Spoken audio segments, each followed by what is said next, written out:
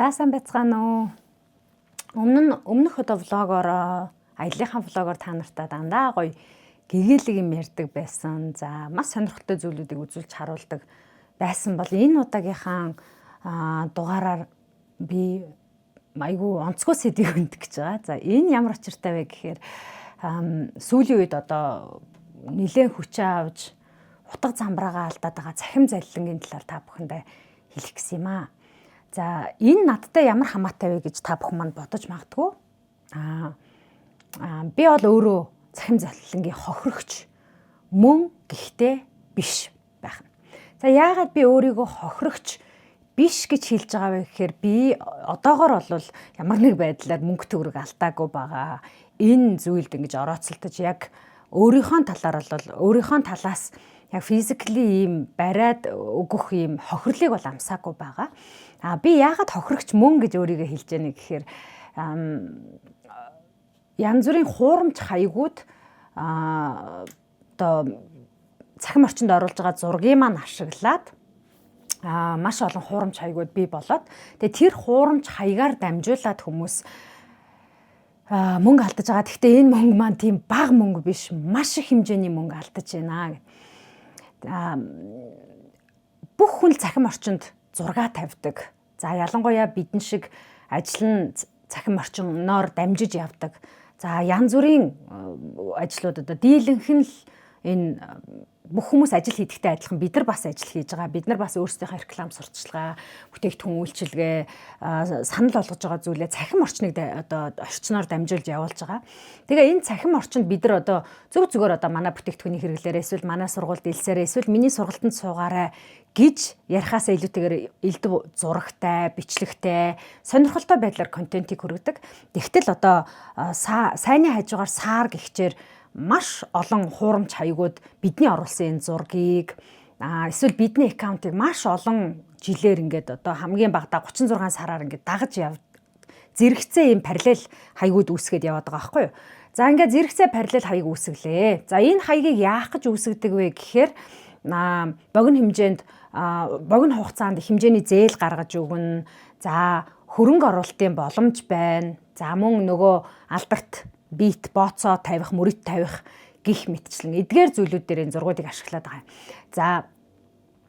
За ингээд зургийг ашиглаад үнэхээр яг төгс ажиллаад байгаа мó гэхээр бас үгүй. Хэрв маш анхааралтайгаар тухайн хаягууд руу ороод хийсэн бичиж байгаа зүйлийг анзаарах юм бол хуурамч хаяг гэдэг нь мэдэгдэнэ. Хоёрдугаарт тэр хаягтай чатлаад үзэх юм бол түүний цаана Монгол хүн биш Google Translate хэрэгэлсэн гэдгийг зүгээр эхний өгүүлбэрээс хараад л уншаад энэ биш байна гэдгийг уг нь мэдэх боломжтой байхгүй юу.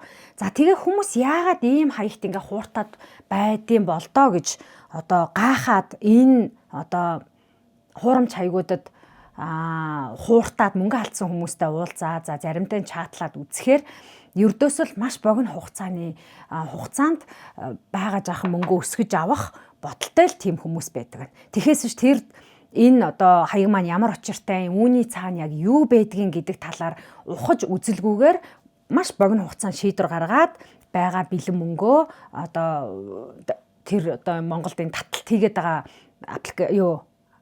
данстай хүмүүс рүү ингээ шилжүүлээд байгаа. За би энийг анх яаж мэдсэн бэ гэхээр 2 жилийн өмнө нэг өдөр ингээ босоод утсаа нээсэн чинь инстаграмаар дүүрэн ингээд танихгүй хаягнуудаас ингээд баахан доромжилсан мессежүүд ирсэн, фейсбүүкээр бас ирсэн. Би таныг арай гэж нэг юм барьж авлаач гэдэг юм уу те. Яахан нөгөө 2 профайл зураг нь ижилхэн болохоор тэгж байгаа. Тэгээ би яг юунд орооцолтсон юм бол тоо гэж дод гайхаад нөгөө нэг хүмүүстэйгээ чатлаа штэ те. Ямар учиртай гинэ яасан гинэ гэж тэгсэн чи ерөнхийдөө ижилхэн юм хэлж байгаа. За би таныг 2 хүүхэдтэй болохоор чи итгээд мөнгөө гэж ахт чинь та яагаад ингэж байгаа юм ч гэдэг юм уу. Эсвэл буцаан олголт хизээ орох байж гэдэг юм уу. Нэг тийм асуултууд яваад. Тэгээ энэ яг ямар учиртай юм бол гэдээ яасан чинь одоо мөнгө өсгөх, хөрөнгө оруулах гэдэг тиймэрхүү аккаунтууд фейсбүүкээр чатлаа тэр хүмүүсээ ингээ бүлэг хүмүүсээ групп болгоод эсвэл нэгээр нь ч юм уу Telegram руу ч юм уу WhatsApp руу ингэж оруулаад тэгээд одоо мөнгөийг чи өсгөж өгнө гэх маягаар аваад байгаа юм. За бүр ингээ цаашлаад ингээд хөөгөөд нөгөө хаягууд тэртээ хуурамч хаягууд байгаа тийм ингээд хөөгөөд үзэхээр тэр одоо мөнгө төгрөг бол ямар нэг байдлаар Монгол улсаас гарахдаа аль нэг данс руу ингээд оржилт таарна. Монгол нэг дансаар дамжиж цаашаа явах хэрэгтэй байхгүй юу? Эсвэл тэр хүн өөрийнхөө данснасаа тухайн мөнгийг тэр одоо лоовирчны тий одоо тэр чинь ганц хүн биш шүү дээ. Энд чинь бүхэл бүтэн маф цаана ажиллаж байгаа. Бүхэл бүтэн бүлэглэл цаана ажиллаж байгаа байхгүй юу? Бүлэглэл рүү дамжуулахад маш ийм зөөлөн аргаар одоо банкнд анзаарахгүй гарах хэрэгтэй байна л да. Тэгтэл тэр хүмүүс үнэхээр одоо хингэлээ тавиа. За юун сайхан пүрвэч гэнэ одоо надад чи их олон гоё нэр өгсөн. Тэгээ яг тийм одоо ингээд хаан банкны данс руу орж ийн үү эсвэл төрийн банкны данс руу орж ийн үү гэдгийг нэгдүгээр шалгааг байгаа. Хоёрдугаарт нэг маш том бодож үзэх нэг асуудал байгаа. Хүн зүгээр байжгаад нэг амьдралдаа ширхэг оймс зарж үзээгүй хүн бизнесийн хөрөнгө оруулалт гэдэг үгэнд итгээд 20-30 сая төгрөгөө нэг удаага маа гэж шилжүүлэх нь өөрөө логикийн хувьд бодоод үзэхэд боломжгүй зүйл ахгүй юу? Мэдгүй хүмүүст мөнгө олох тийм амархан байдаг байх. Бидэнд өдөр тутамдаа оффистаа ажил хийдэг, өглөө босоод орой ирдэг, үр хүүхэдтэй, гэр бүлтэй мөнгөний үн цэнийг бид нар үн цэн гэж боддог. Өөрийнхөө ажиллаж байгаа энэ цаг болгоноо үн цэнтэй байлгах гэж одоо өөрсдийнхөө энэ хийж байгаа ажлаа бас нэг тодорхой хэмжээнд дараагийн түвшинд аваачих гэж байж байгаа хүмүүст биднэрт бол мөнгө олно гэдэг бол нэг тийм амар зүйл бол биш. Гэхдээ хэнийг ч хуураагүй, худлаа хийлээгүй, хулгай хийгээгүй болохоор бид нар тэрэндээ гомдолдоггүй. Би ядраад байна, би ингээд байна гэж болдоггүй. Тэгээд хөдөлмөрийн үн цэнийг, мөнгөний үн цэнийг мэддэг болохоор хуруу хумсаа хуглан байж олсон хідэн төгрөгөө зүгээр л маргааш гэхэд эн чинь триплдээд юм уу, даблдаад 3 дахин 2 дахин үржээд ороод ирнэ гэдэг юмд бол би л хувьдаа итгэхгүй. Яагаад тэгэхээр энэ их мөнгөийг чинь хин нэг хүн энд ингэж зовж олж байгаа бол нөгөө тал тийм амархан олох боломж байх боломжгүй байхгүй юу да. Үнэхээр хөрөнгө оруулагч байгаад үнэхээр бизнесийн ухаантай за хөрөнгө оруулалтын талаар тодорхой мэдлэгтэй, санхүүгийн талаар тодорхой мэдлэгтэй бас нэг юм хийгээд үзчихсэн эдгээр хүмүүс байвал бид нар хөрөнгө оруулалт гэдгийг ойлгоно. За жишээлбэл хөрөнгө оруулалт гэж үг. Найз маань ресторан хийх гэж байна. За найз маань яаралтай нэг рестораныхаа дотоод заслаа хийхэд 100 сая төгрөг хэрэгтэй байгаа юм байна. За миний найзаа хөрөнгө оруулагчаар ороод ирээч. Надад 100 сая төгрөг өгөө чи одоо тодорхой энэ мөнгөө тодорхой хугацааны дараа ийм байдалтайгаар эргүүлж авч болно. Эсвэл ресторан маань ажиллаа эхэлснээс хойш өдийг хүртэлх хугацаанд тодорхой хувийн борлуулалтын ашгаас гээд тий одоо хувьцаа мөцөг нь авд юм уу ашгаас ингэж хуваах байдлаар явахыг уг нь би хөрөнгө оруулалт гэж ойлгоод байгаа байхгүй. Гэтэл хүмүүс зүгээр ингээд байжсэн хадгаламжаа ингээд өнгөт буцаагаа тэр нь хэд дахин үржээд орж ирэхийг хөрөнгө оруулалт гэдэг юм аа. Хоёрдугаарт хин нэгэн рүү бид нар мөнгө шилжүүлэхдээ одоо айгүйх бодно штэ яаж ч байсан одоо би нэг дүүрүүгээ нэг 20 мянган төгрөг шилжүүлэхдээ дансныхан дуугаар нь зөв байна уу? Миний дүүгийн овог нэртэй таарж гин үү? Явах гэж байгаа мөнгөн дэвсгэрт нь одоо тий гүйлгээнийхэн дүн нь таарж гин үү гэд ингээ ядаж хардаг да тий. Тэгэхээр ингэж харж байгаа хэрн тэр их мөнгөө хин нэгэн рүү шилжүүлж явахдаа яагаад юу ч боддггүй юм бэ? Яагаад цаашаа нягталж үздэггүй юм бэ гэж хэлмээр байна. За би та бүхэнд скриншотууд энэ юугаар хажуугаар нь харуулна. За яасан ийсэн нотрат ч гинэ. Одоо би тэр энэ процессыг нь яг хохирогчтой та бүхэн дараа нь ингээд дараагийн подкастаар одоо суулгаж агаад яг хаанаас эхэлсэн, яг ямар байдлаар одоо мөнгөний аавна гэж яриа эхэлсэн. За мөнгөний яаж авсан, дараагаар нь одоо яаж алга болсон, дараа нь тэр хохирогч маань цагдаад хэрхэн хандсан, дараа нь ямар боломжгүй гэдгээ мэдсэн тухай би та бүхэндээ дараагийнхаа подкастаар хэлнэ. За яг ингээд энэ процессыг ингээд хараад үзэхээр хүмүүсээ санхүүгийнхаа мэдлэгийг дээшлүүлээч. За хүн болгон математикч байх албагүй гэдэг шиг хүн болгон тоондоо мундаг, хүн болгон тэр мөнгөний ухааныг ойлгодог байх албагүй. Мөнгө оллоо, зарцууллаа, үрлээ, амьдралаа. Энэ бол амьдралын нэг цикл. Гэхдээ яг өнөөдөр бидэнд энэ технологи хурдтай хөгжөөд байгаа ийм үед ямар ур чадвар биднээс шаарддаг вэ гэхээр бодох буюу алив зүйлийг шүүмжлэлтэйгээр бодож critical thinking гэж хэлээд байгаа тийм шүүмжлэлтэйгээр бодож үүний цаана ямар зүйл вэ гэдгийг дүүн шинжилгээ хийх ур чадвар гэдэг юм хэрэгтэй болчиход байгаа. Хоёрдугаарт цахим ур чадвар гэдэг байгаа. Одоо тэр нэг юм QR код ирээд натратч гэсэн байгаа. Тэр QR кодныхын дээр нь байгаа дугаарыг харах юм бол нэмэх 200 хэд ч гинөө.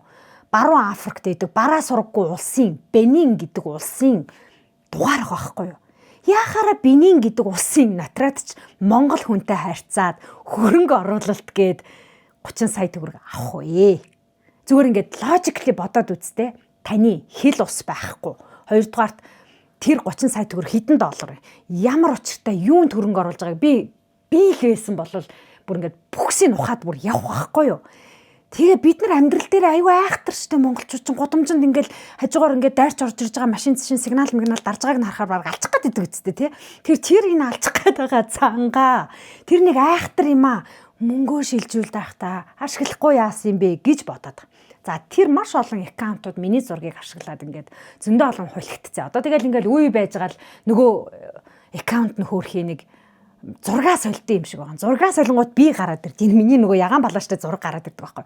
Тэнгүүт нь намайг ингээд олон хөөрхий хүмүүс чинь ингээд алдсныхаа дараа алтхаас өмнө инх сайхан гэж химбэ гэж биш штэ. Алдсныхаа дараа олцоход мөнгө авъя гэж залгадаг байхгүй. Тэгээ би харгаа бараад 2 жилийн өмнө цагдаагийн ерөнхий газрын урьдчилан сэргийлэх гэмт хэрэгээс урьдчилан сэргийлэх төвтэй хамтраад Пик Ньюсийнхантайгаа хамтраад ингээд суугаад би яг бодит кейс ярьсан байхгүй. Намаа ингээд нэг өглөө болсон чинь бүх зүйлийн болсон юм. Одоо би та бүхэн дээр бичлэгийг үзүүлье. Нэг өглөө босоод Instagram-аа, Facebook-ээр шалгатал маш олон мессеж хүсэлтүүд ирсэн байсан. Миний зургийг ашиглаад цахим орчинд хуурамч хаяг үүсгээд маш олон хүнээс олон сая төгрөг залилсан одоо этгээд байна гэсэн тийм мессежүүд байсан. Тэр хүмүүс бүгд намайг тэр хүн байна гэж бодоод ягаад тэгэхээр зураг нь адилхан тэр одоо хуурамч аккаунт дотор байсан бүх постууд яг адилхан байсан.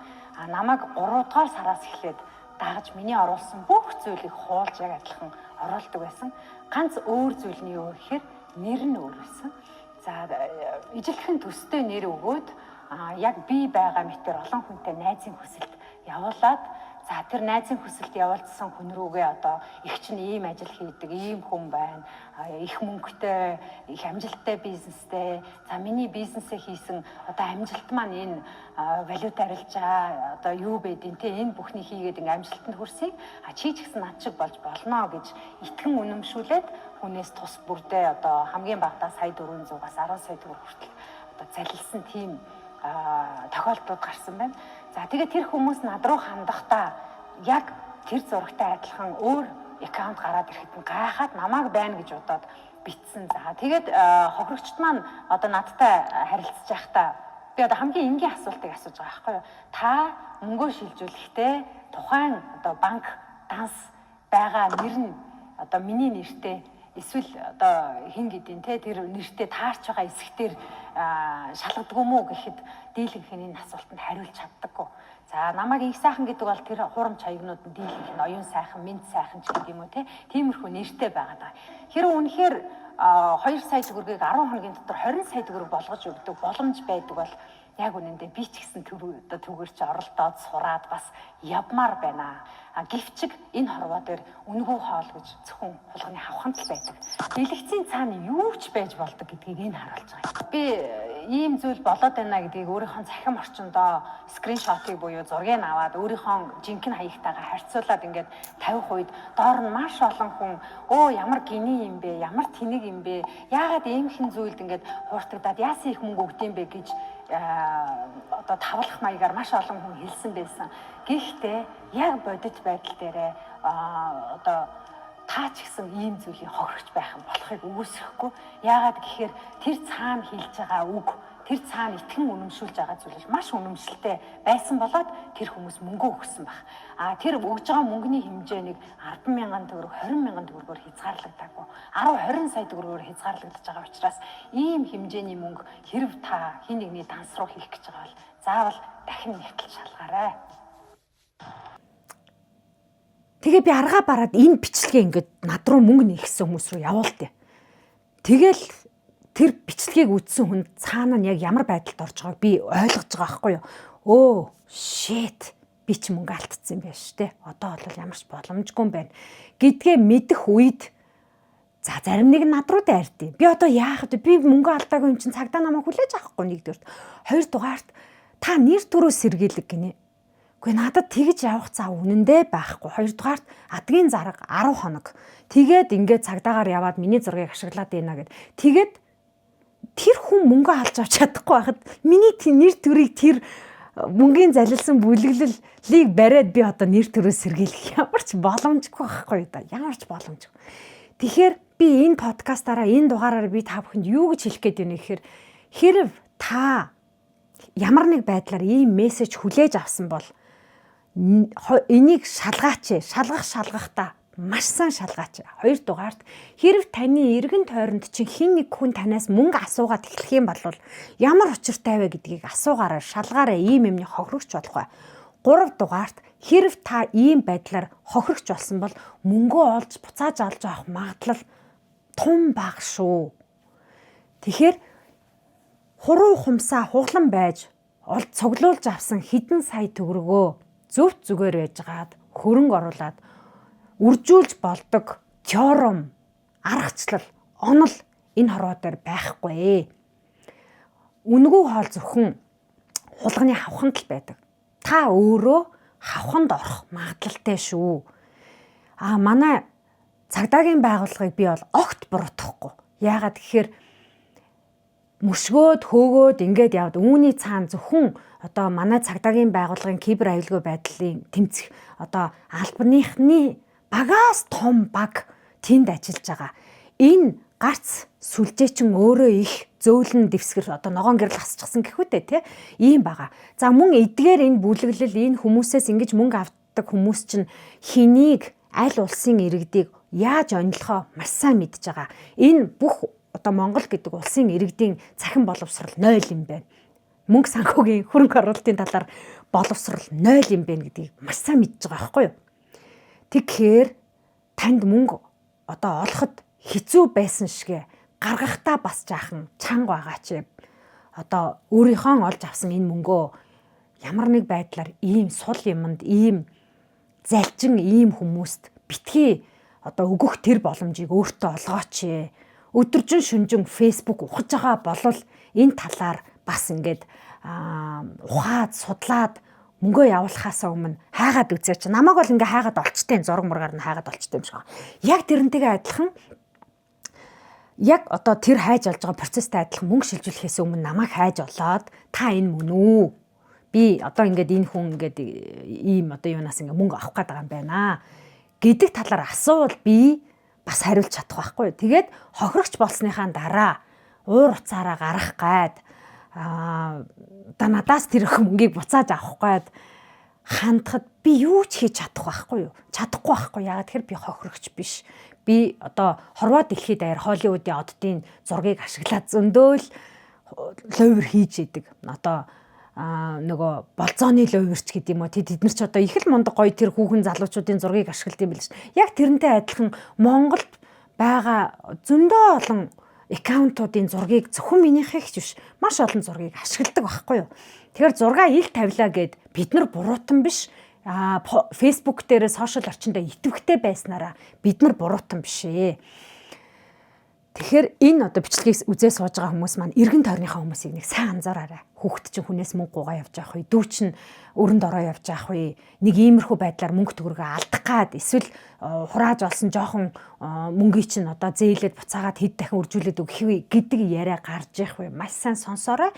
Тэгээд дараагийнхаа дугаараар би та бүхэндээ яг энэ одоо залилангийн хохирогчтой хийсэн одоо ярилцлагыг үзүүлнэ.